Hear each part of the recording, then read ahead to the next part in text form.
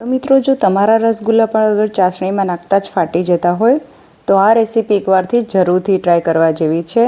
તો રસગુલ્લા બનાવવા માટે સૌથી પહેલાં આપણે 1 કપ આ રીતે ખાંડ લઈ લઈશું અને તેમાં 2 કપ ભરી અને આ રીતે આપણે પાણી નાખી દઈશું અને હવે આપણે આ ચાસણીને ઉકાળી લેવાની છે। તો આને આપણે કોઈ તારવાળી નથી બનાવવાની, ફક્ત આપણે તેને ઉકાળી લેવાની છે। એક ઉભરો આવે ત્યાં સુધી આપણે તેને ઉકાળી લઈશું। તો આ રીતે એક ઉભરો આવી ગયો છે અને ચાસણી આપણી સારી રીતે ઉકળી ગઈ છે। તો હવે આપણે ગેસ બંધ કરી લઈશું અને હવે ચાસણીને આપણે એક બાઉલમાં કાઢી અને આપણે સાઈડમાં બાઉલને અત્યારે રાખી દઈશું અને હવે આપણે રસગુલ્લા બનાવવાના છે। તો રસગુલ્લા બનાવવા માટે એક તપેલામાં આ રીતે થોડું પાણી નાખીશું અને 1 લીટર આપણે દૂધ લીધું છે। તો દૂધ મેં ફૂલ ફેટવાળું લીધું છે। તો દૂધને હવે આ તપેલામાં આપણે ખાલી કરી લઈશું।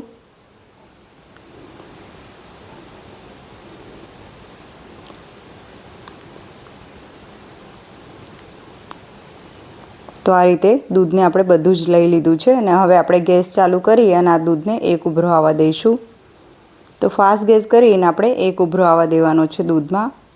તો આ રીતે એક ઉભરો આવી ગયો છે। તો હવે આપણે ગેસ બંધ કરી લઈશું। તો ગેસ બંધ કર્યા પછી જ આપણે પનીરને ફાડવાનું છે, ચાલુ ગેસમાં આપણે પનીરને નથી ફાડવાનું। તો હવે આપણે 3 ચમચી જેટલું આ રીતે વિનેગર લઈ લઈશું।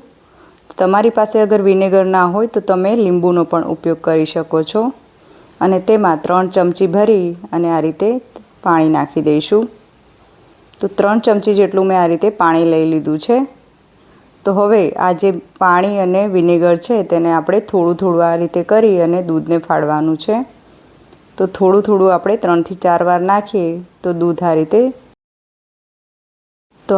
2 થી 3 મિનિટમાં આપણું દૂધ ફાટી જશે। પણ આ દૂધને આપણે એકદમ ઝાટકાથી નથી ફાડવાનું, ગેસ ચાલુ કરીને આપણે બંધ ગેસમાં આ રીતે, આ થોડી સ્લો પ્રોસેસ છે। તો આપણે આ રીતે 3-1 મિનિટ જેવું લાગશે તો આપણે એકદમ થોડું થોડું આ રીતે વિનેગર નાખી અને દૂધને ફાડી લઈશું।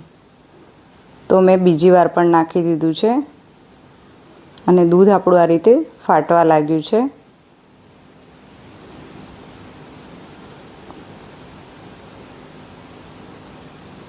તો આપણે ચાલુ ગેસ પર જો એકદમથી દૂધને ફાડીએ તો તે પનીર જે છે તે થોડું હાર્ડ થઈ જાય છે અને પછી તેના રસગુલ્લા બરાબર બનતા નથી। તો આ રીતે આપણે એકદમ સારી રીતે બંધ ગેસમાં જ આપણે પનીરને ફાડવાનું છે। તો આપણું જે પનીર છે તે એકદમ સરસ આ રીતે તૈયાર થઈ ગયું છે અને પાણી પણ એકદમ અલગ થઈ ગયું છે। તો હવે આપણું જે પનીર છે એકદમ બનીને સરસ તૈયાર છે।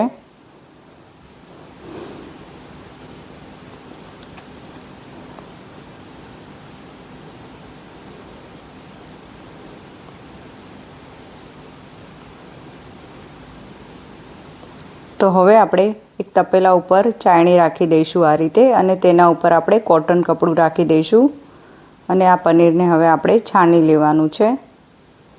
તો આ રીતે કોટન કપડું રાખી અને પનીરને આપણે છાણી લઈશું।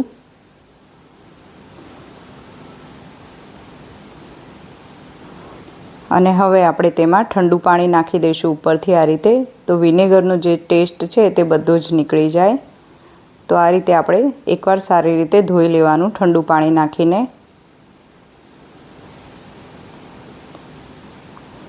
અને હવે આ રીતે ચારે ખૂણા પકડી અને આપણે આ કપડાને આ રીતે ફેરવી લઈશું ગોળ રીતે અને આપણે દબાવી અને પાણી જે છે તે આપણે કાઢી લેવાનું છે આ રીતે સારી રીતે।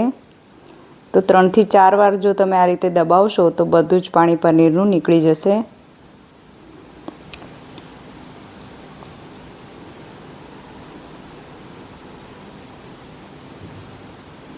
તો જેટલું પાણી નીકળવાનું હતું તેટલું પાણી આ રીતે આપણે નીકાળી દીધું છે। તો હવે આપણે આ રીતે જ ચાયણીમાં આ પોટલીને રાખી દઈશું અને કોઈ પણ તમારી પાસે વજનદાર વસ્તુ હોય તો આ રીતે તેમાં રાખી દેવાની ઉપર અને આને આપણે 15 મિનિટ સુધી આ રીતે જ રાખી મૂકવાનું છે, જેથી હજુ પણ જે પાણી છે તે નીકળી જાય। તો 15 મિનિટ પછી જે આપણું પનીર છે તે આવું બનીને તૈયાર થશે એકદમ। તો પનીર આપણું એકદમ સરસ આ રીતે બની ગયું છે। તો હવે આપણે આ રીતે પનીરને છૂટું પાડી લઈશું।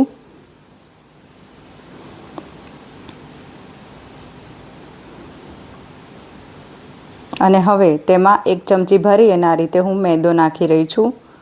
તો હું જ્યારે પણ રસગુલ્લા બનાવું તો હું આ રીતે મેદાનો જ ઉપયોગ કરું છું।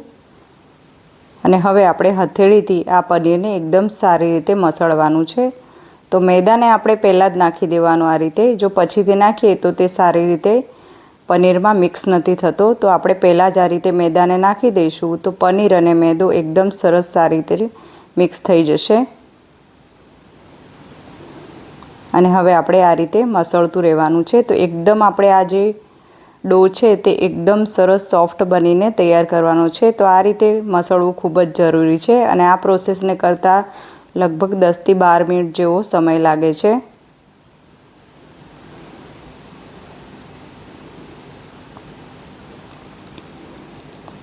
તો આ રીતે આપણે મસળતું રહેવાનું છે જેથી આપણો જે ડો છે એકદમ આ રીતે સોફ્ટ બનીને તૈયાર થશે। તો એકદમ આ રીતે થાળીમાં ક્યાં પણ ચોંટતું નથી અને આપણો જે આ ડો છે તે એકદમ સરસ બની અને તૈયાર થઈ ગયો છે। તો હવે આપણે તેમાંથી રસગુલ્લા બનાવીને તૈયાર કરવાના છીએ। તો આ રીતે આપણે એક લુઓ લઈ લીધો છે અને હવે આપણે તેને આ રીતે ગોળ ગોળ ફેરવી લઈશું સરસ રીતે।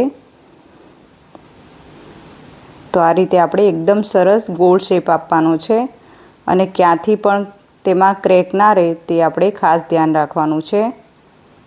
જો તમે ક્યાંથી પણ તેને ક્રેક રહી જશે તો તે જ્યારે આપણે ચાસણીમાં નાખીએ તો આપણા જે રસગુલ્લા છે તે ફાટવા લાગે છે, જેથી કરી અને આપણે એકદમ સરસ આ રીતે રસગુલ્લાને વાળીને તૈયાર કરી લેવાના છે। તો મેં આ રીતે રસગુલ્લાને એકદમ સરસ રીતે વાળીને તૈયાર કરી લીધા છે અને હવે બધા જ રસગુલ્લા આપણે આ રીતે વાળીને સરસ રીતે એકદમ સરસ તૈયાર કરી લીધા છે।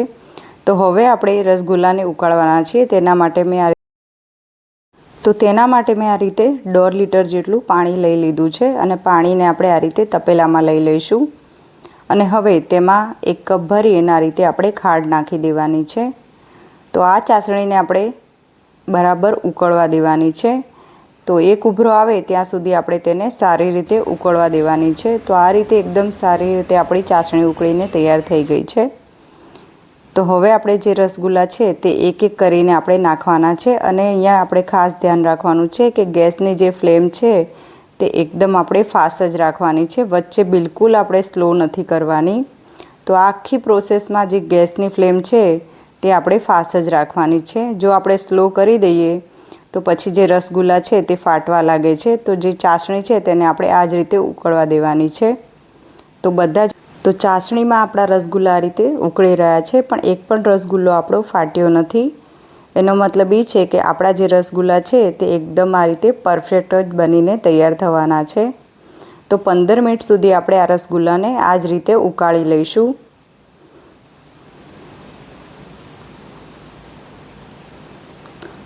તો આ રીતે તમને સાઈઝ મોટી લાગે રસગુલ્લાની તો સમજવાનું કે થઈ ગયા છે। તો 15 મિનિટ થઈ ગઈ છે તો હવે આપણે ગેસ બંધ કરી લઈશું અને આ રસગુલ્લા છે તે એકદમ સરસ બનીને તૈયાર થઈ ગયા છે। તો હવે આપણે જે પહેલાં ચાસણી બનાવીને તૈયાર રાખી હતી તેમાં આ રસગુલ્લાને આપણે ડીપ કરી લઈશું આ રીતે। તો ઘણીવાર અમુક લોકો કહેતા હોય છે કે મીઠાશ રસગુલ્લામાં આપણે ઘરે બનાવીએ તો બરાબર થતી નથી, પણ આપણે આ રીતે બનાવીશું તો એકદમ પરફેક્ટ મીઠાશ પણ આપણી રસગુલ્લામાં સરસ જ બનીને તૈયાર થવાની છે। તો આ રીતે આપણે બધા જ રસગુલ્લાને ચાસણીમાં ડીપ કરી લઈશું।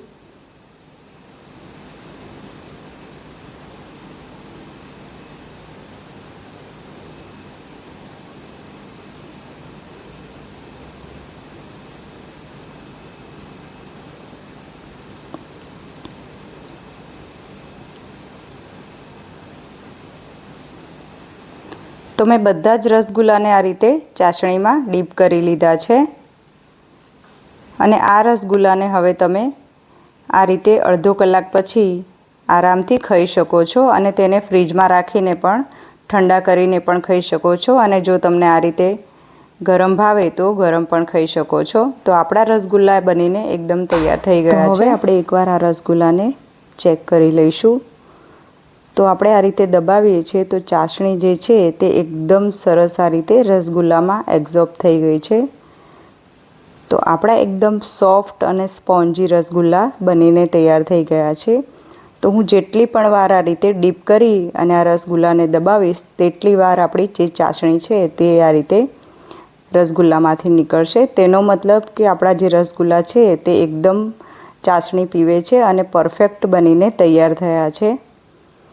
તો હવે આપણે આ રીતે એકવાર તોડીને બતાવીશ તમને. તો અંદરથી પણ એકદમ સરસ આ રીતે જાળીદાર આપણા રસગુલ્લા બનીને તૈયાર થયા છે. તો મિત્રો જોતાં જ ખાવાનું મન થઈ જાય તેવા જ આપણા રસગુલ્લા બનીને તૈયાર થયા છે.